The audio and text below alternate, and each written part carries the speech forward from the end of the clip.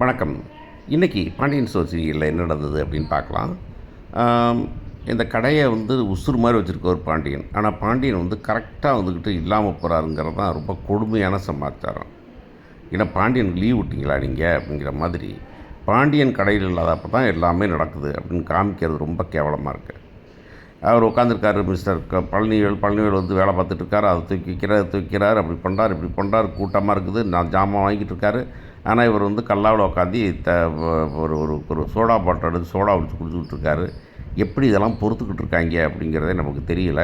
எப்படி பழனிவேலால் சொல்லாமல் இருக்க முடியும் அப்படிங்கிறது தெரியல. வேலைக்கு தானே வந்த நீ முதலாளி வேலைக்கா வந்த அப்படிங்கிற மாதிரி இருக்குது. இந்த நேரத்தில் அந்த பொண்ணு வருது. அந்த பொண்ணு மாமா சொல்லிட்டார், நான் அந்த வேலைக்கு வரேன் அப்படின்னு சொல்லுது.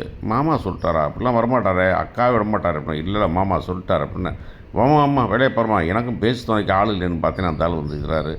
அப்போ என்னாச்சும் மயில் என்னவா சொல்லுவாங்கன்னு பார்த்தா மயில் ஒன்றும் சொல்லலை. மயிலோட கொள்கை என்னன்னு தெரியல. மயில் நான் நினச்சதுன்னா மயில் வந்தால் கடையில் அப்பனை விரட்டி விடுறதுக்காக வராங்க அப்படின்னு. ஆனால் அப்படி பார்க்க தெரியல. இவர் என்ன பண்ணுறாருன்னா உடனே ஆமாம்மா விடிய உட்காராதீங்கம்மா, கல்லாவில் உட்காரமா நீங்கள் அப்படின்னு கல்லாவில் ஒன்றே உட்கார வைக்கிறாரு. இந்த அறிவு இருக்கணும். அவன் தான் சரவணன் சொல்கிறானே கல்லாவில் உட்காந்துருக்காருன்னு சொன்னானே. அப்படிங்கிறப்போ அப்பா உட்காரது கல்லறை எப்படி உட்கார முடியும் அப்படிங்கிறது கேட்டால் இந்த பிள்ளை ரொம்ப உட்காந்து பகுமானமாக மூஞ்சியை காமிக்கிறது இருக்கே, அது ரொம்ப கொடுமையாக இருக்குது அப்படிங்கிறது தான். சரவணன் திட்டுறான். என்ன நடக்க போகுதுன்னு பார்ப்போம்.